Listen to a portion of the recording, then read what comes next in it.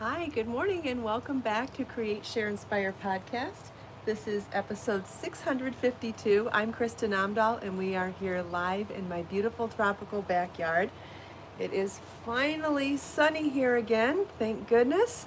I am a spoiled Florida girl that has been freaking out with no sun for a couple of days. If you're joining me live, please say hello. Let me know if you're crafting this morning. Let me know if you have questions for me. Hi Patricia, hi Sharon, hi Val, Melanie, Lisa, Naomi, Joe. Good morning everybody. Hi Christine and Constance, Lily. Good morning Melissa. Hi Grace, hi Julie, hi Jackie. Hi Christine and Sharon. Good morning Grace. Happy Friday, everybody. Who's excited it's Friday? Hi, Joyce. Hi, Sunshine. Hi, Nora Sue and Sean. Hi, Lisa. Susie, yeah, Las Vegas is a very dry place most of the time. You have monsoon season there, though. Yes, TGI Friday. TGIF, I agree. Hi, Barbara. Thank you, Jill. I love my dress, too. Hi, Dory. Hi, Rita. Thanks, Julie. I blow dried my hair today and I'm trying to grow out my bangs a little bit. I don't want to not have bangs anymore, but I cut them poorly the last time and I've been really struggling with styling them for a while, and I'm thinking that I want to stop having just the straight bangs and do like a longer bang to sweep it across this way and that way. So today's the first day of trying that. So thanks for noticing. Always trying something new. Hi, Marcia. Thanks, Grace. I also put in a smoothing treatment. Like there's a spray that I buy to make my hair more smooth. Not that my hair isn't already kind of smooth, but it makes my hair feel really soft. So I spray this, it's like a Miracle 10 or something like that. And then I did a volumizing spray too. Not quite as heavy as a mousse or a gel, but a volume spray. And then blow dried my hair. But with just a paddle brush, not with a round brush. I'm very simple. My hair is baby fine, so it doesn't take much to blow dry it. So I usually wait till it's almost completely dry. Hi, Joan. Hi, Chantel. Yes, my hair is getting long. Well, I haven't had a haircut since my last haircut was the week before I left for Cleveland to tape season 11 for Knit and Crochet Now, which was in February. So I haven't had a haircut in March, April, May, June, July, 5 months. So I guess it's grown. Hi, Raul. Has anybody been looking for Knit and Crochet Now season 11 at home? Has anybody found it on your DVRs? Have you found it on your PBS or Create stations? And if not, has anybody downloaded the seasons from Annie's catalog, or has anybody joined their subscription service to watch them or ordered the DVDs? I'm kind of curious. Yay, Melanie has it in Ohio. Wonderful. Yes, Barbara, I've only been trimming my bangs at home myself. The rest of my hair has not been cut. If my hair gets long enough, I'd like to do that old-fashioned style of, when you tilt your head over and then trim from here. I'm just not sure my hair's long enough to do it. Let's see. So I don't have a hairbrush with me, but I guess it is. I could pull all my hair down here and trim like that. If anybody remembers that old school way of trimming your own hair, is that the right way? Do you pull everything to the front and then cut a straight line, and that's supposed to give you layers, right? Is that true? I haven't done any research on it yet, but I'm certainly open to anybody's feedback if anybody with longer hair has done that before. I'd like my hair to get long enough that I could just trim. Yes, is that the way to trim longer hair? Great, because I kind of like the idea of experimenting with trimming all my hair at home for a while. It's been kind of fun doing my own bangs, so I'd like to do that with the back of my head too, but I know a hair has to be a certain length to do that.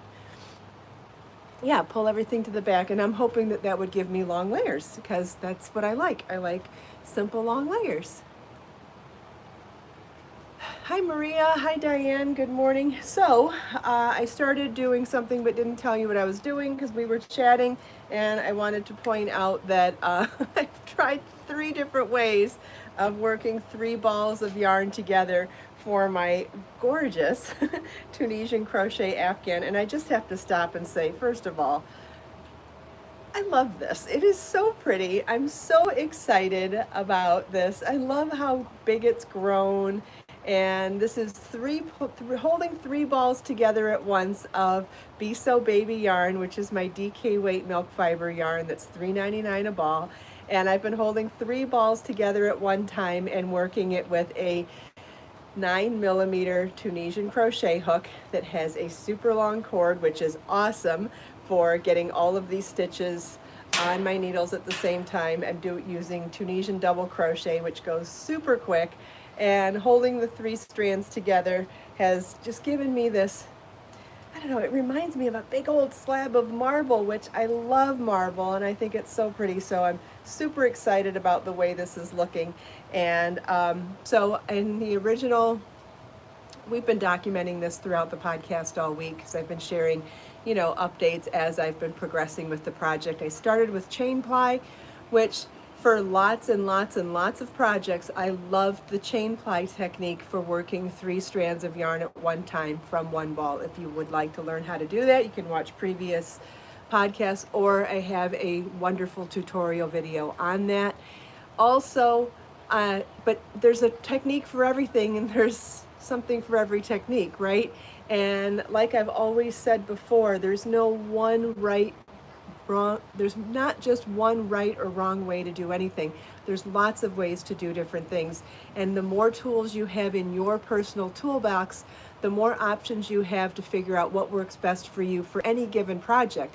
And although I love chain plying for so many things, I have nothing just pulling 3 strands at one time from 3 different balls.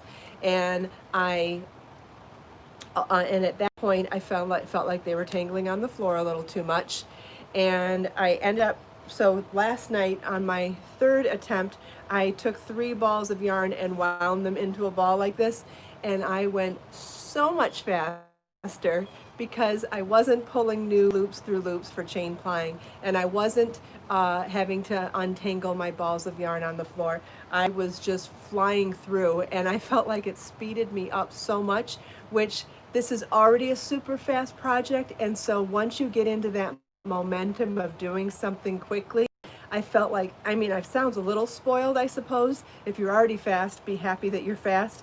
But because this project goes so fast, I felt like any of those bumps was just slowing me down and interrupting my rhythm. And it's the rhythm that what makes a Zen project, right? Don't you love it when you can get into that zone and not be distracted by anything?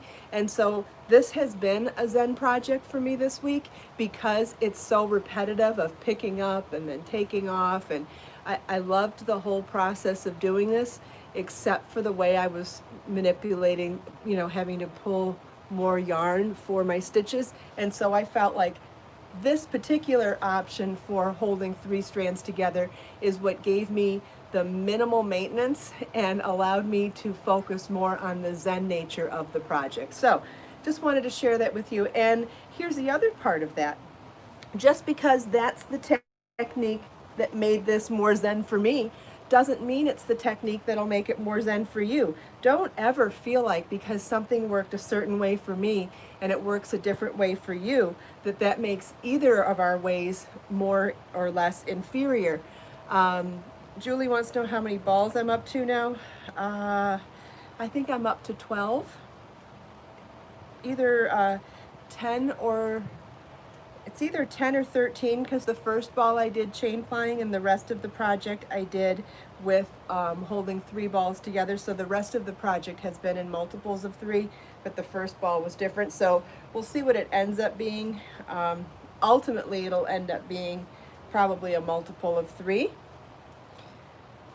But I wanted to try to get all the stitches on my crochet hook for a minute here, at least one time here this morning, because I wanted to show you how handy this cord ends up being and how I truly do end up using the whole cord. So I'm just going to pick up and do the first half of my Tunisian double crochets across the row and stop and pause then before doing the return. It's definitely going to be over 10 balls in the original color, and I am going to use a contrast color for the edging on the blanket as well.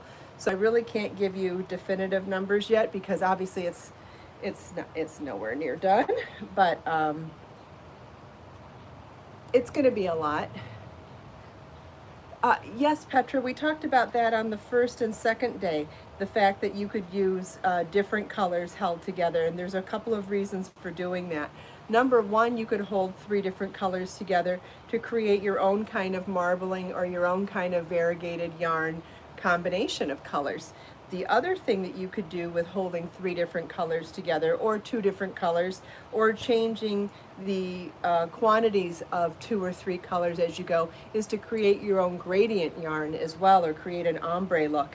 And so you do have actually several different options available to you when doing multiple colors at once. You could choose to do a gradient from one color to a second. You could do color changes that are subtle with a gradient effect. So you could go from one color to the next to the next. You could do that with rainbow. You could do that within a color family. You could do that with contrast colors. You could do that with a theme of colors for, say, a sporting team that you love or your alma mater. I mean, all sorts of ways to do that, or picking someone's favorite colors for a gift.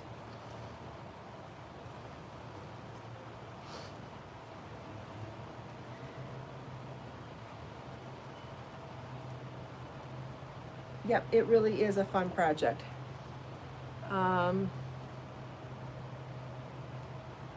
No, I don't plan on having another sale on the bags anytime soon. No, nope. We just did that.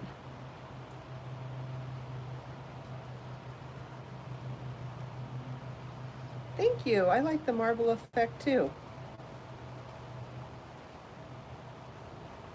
Give you a little idea. You can see that we've used about, I don't know, a third of the cord now. I know that that cord looks super duper long when it's not filled with stitches, which is why I think it's going to be really fun to show you what the cord looks like once I fill it. Another thing to point out is you notice that I hold my crochet hook differently when I do bulky Tunisian crochet. And when I say bulky Tunisian crochet, I mean something heavy like this. Notice how I'm putting my body of work under my arm, and I'm holding it like a knife instead of a pencil, and that's to keep a lot of the weight off of my wrists, because this does get a lot heavier and it's a little more work to manipulate than a regular crochet hook and a thinner yarn. Yes, Tunisian, simple stitches in Tunisian can be easy to learn, but you know, once you get into complicated stitch patterns, it's no different than learning any other type of complicated stitch pattern. There's a learning curve to it, but the actual beginner stitches are not difficult. I do have a video available here on my YouTube channel for Tunisian double crochet, so if you want to learn the stitch that I'm doing, there's at least one, if not a couple, of videos on Tunisian double crochet, which is where I combine a Tunisian simple stitch with a double crochet.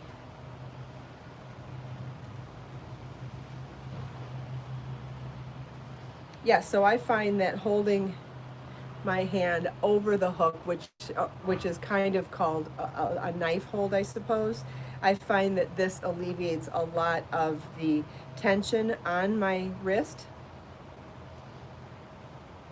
and takes a lot of the weight off. That the cable also takes a lot of weight off, and it is helpful for me to have this side up. So I could either put it over my shoulder like that, or tuck it under my arm, or tuck it in my elbow. Oh, Judy, thank you for sharing the links. I know you shared the links earlier in the live chat for the Tunisian hooks and Be So Baby yarn, and now she's posting a link to the video that I just mentioned.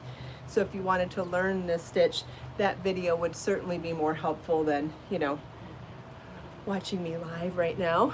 When I do tutorial videos, I have a really wonderful setup in my studio with an overhead, with a tripod to do an overhead shot, so you get that actual point of view as if they were your hands too. Oh, somebody had a question about these Tunisian crochet hooks yesterday, and then I think I had a question about someone else, from someone else who didn't have these particular Tunisian crochet hooks, but a different pair, and they both had the same problem, so I really wanted to mention something about that. And it's funny, we compartmentalize our lives so much, right? We think, oh, there's only one way to do something, or that technique only fixes something in that category. I just feel like we compartmentalize so many different things. And yesterday, someone mentioned that they had bought a set of Tunisian crochet hooks and they weren't super smooth and they snagged their yarn, so they put them aside. Oh, I'm not going to use those. Okay. One person said that about, I think, buying this set, and then one person said that about buying a different unrelated set. And I thought, huh, that's strange, because if you bought a piece of wood of any other kind and you weren't considering it knitting and crochet and you were considering it something for your house, you would probably sand it and polish it afterwards and it would be smooth and you'd be fine. And how interesting that because it's for a craft where you don't necessarily think about Home Depot or home improvement or things like that, that you don't think that you can repair them. You absolutely can repair these. You could use a fine grit sandpaper or a fine grit nail file, and you could file down any sort of burr that you find on here. You could then rub it with wax or oil afterwards. Yeah, it doesn't really matter. It's wood. So don't forget that just because they're crochet hooks and they're for crocheting or knitting or something, don't forget that there's still wood, and anything you can do to improve wood in any other part of your life, you can do for this too. And it's amazing to me how many times I have suggested that over the years and people have gone, wow, I didn't think about that. And honestly, we all compartmentalize things, and there's times when I can't figure out a solution for something and someone will say to me, well, hey, why don't you try that? Something that works in this other part of your life. I'm like, oh yeah, I didn't think of it that way. So I wanted to mention that since there were two unrelated questions about it yesterday. I figured there might be more people at home that have the same kind of questions. And yes, you can absolutely fix the burrs or snags on something that is wood by using any of the regular tools you have in your house for smoothing out wood in any other part of your life. So you could use fine grit sandpaper, or you could use a nail file, or maybe even a magic eraser would work, something that would be really fine grit. Let's see, I'd rather try something. It's always better to try something, I agree. Always better to try something. Hey, we're DIYers, right? Isn't that just in our nature to try to fix stuff? That's just the nature of being DIY people. We always want to make things. We're almost done with this row, and I can show you how full that cable looks. The cable looks so good when this row is full. When it's full, I love it. If I have the time, like if I'm not in a rush and I'm getting ready to set my work down for a bit, I like to fill up the cable needle and not finish the return row on this project, because I think it looks so much prettier sitting on the couch that way, or sitting wherever I leave it. I swear Becker was interested in crocheting last night. He was feeling very lovey. He came and sat with me on the couch, and he was touching my hand where I was holding the hook, and I was like, oh, buddy, I want to get, if you would just sit there and even fake pretend to crochet, I would take a video of you and show it to everybody. He was like, oh, that looks fun. He goes, can I touch it too? I said, you sure can, sweetheart.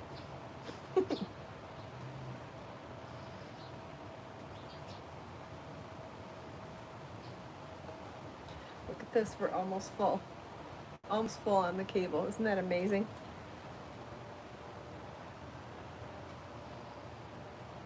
I'm also tempted to make this blanket bigger. I said I was going to make it smaller, and as I've been going along, I'm like, I know I would like a bigger blanket, which is going to take more time, but I don't know. I'm going to try to stop myself at 36 inches to make a lapgan and add a fringe or an edging to it. Oh, I know. It was so cute. Sometimes Becker will sit in front of me and he'll want to help, and he'll literally let the yarn slide through his paws. Like he would sit there and put his paw on my working yarn so that as I pull the working yarn to make more stitches, it will have to slide through his paws before it goes to the hook or the needles. And I'm like, oh my God, if that isn't the kitty version of knitting, I don't know what is. The fact that he can sit there and let the yarn slide through his paws and his toes and not want to attack it is just hilarious to me. Does anybody else have cats that do that? Oh, he loves it, yes. Yes, he loves the yarn and he loves to help, absolutely. Okay, so here we go. So if you look, it actually is, the cable is actually not exactly long enough. That's the back side. Let me turn around so you can see. Yeah, he doesn't want to get into trouble. So you can see that the cord is actually a little bit shorter than the actual width of the Afghan, because you can see how it kind of ruffles or gathers a little bit up there. But look at how, remember how long this cord looked yesterday? You're like, wow, why would you need a cord that long? And you need it that long to do Tunisian crochet for a large width.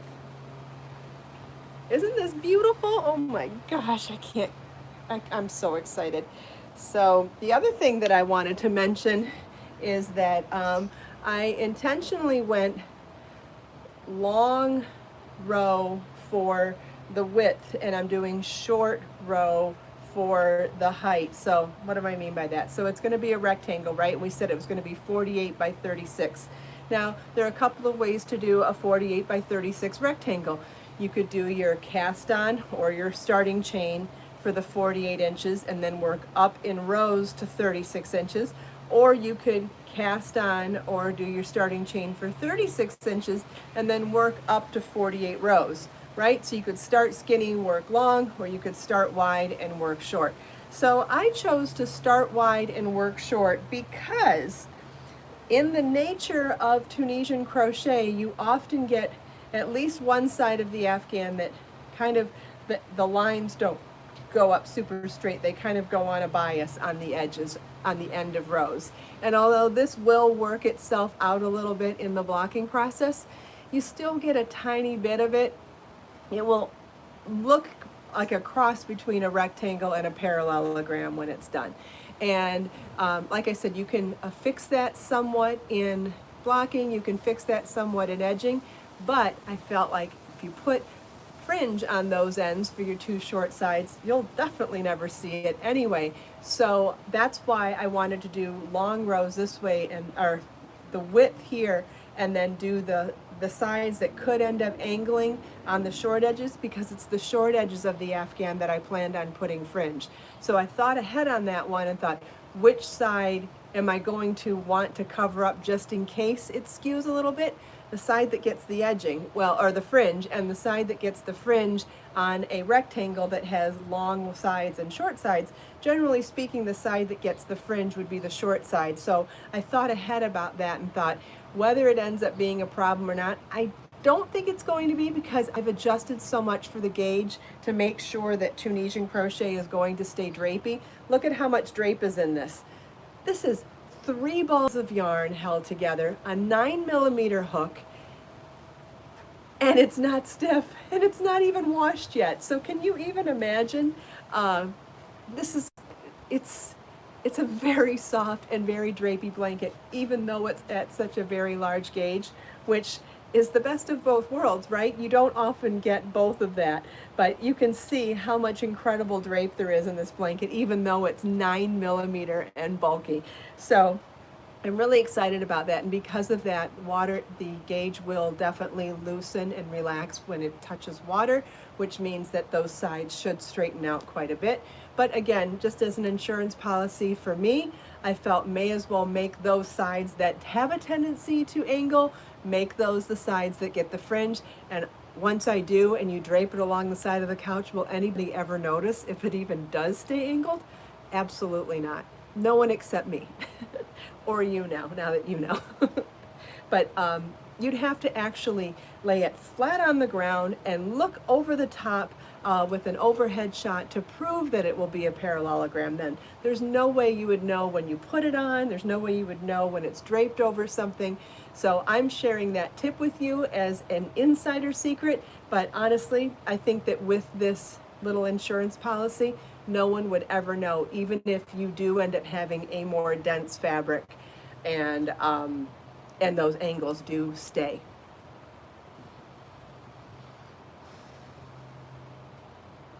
Does anybody have any other questions?